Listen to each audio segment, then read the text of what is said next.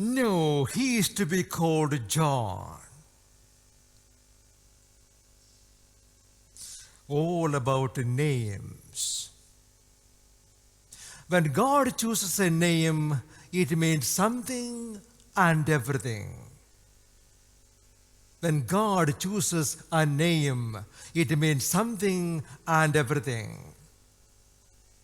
What is the meaning of the name John? God is gracious. God is gracious. Why did God choose that name for John the Baptist? To answer that question, go back and think about the name Zachariah and the name Elizabeth. Zachariah means God remembers. Zachariah means God remembers. Elizabeth means God's oath. Now you put them all together. God is gracious, John, and God remembers Zachariah, his oath, Elizabeth. God remembers his oath, and there is John. Names are significant when God chooses those names. Remember this too. Before John, before Zachariah and Elizabeth,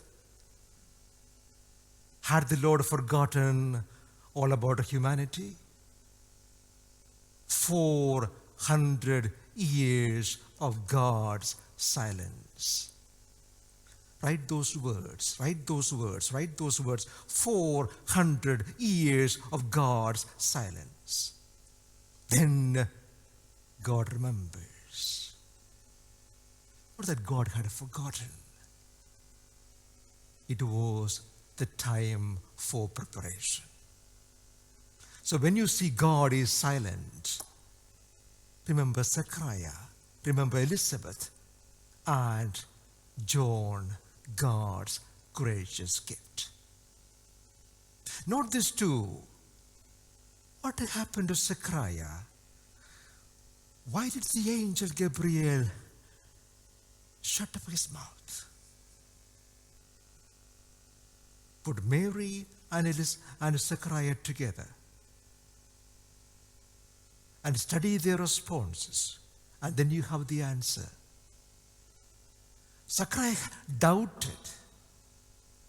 Zachariah doubted the word of God, the power of God, and the promise of God. Don't ever doubt the word of God. Don't ever doubt. Mary was only having an inquiry. How is it going to happen? That's perfectly reasonable. But when you doubt God, you are questioning the power of God. Who are you? What can? No, can you do that? So the angel said, I will give you a sign, and a very powerful sign. And Zachariah's mouth was shut.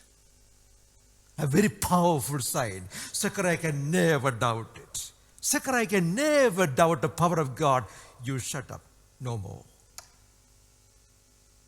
And Zachariah would never forget in his life how the Lord revealed his power to him by closing his mouth.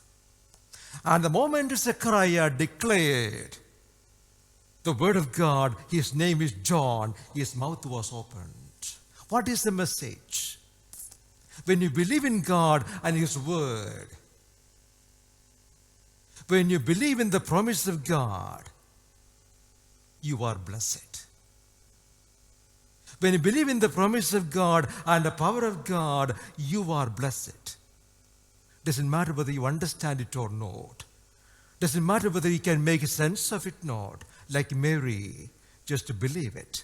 It's only a matter of time. His promise will come true.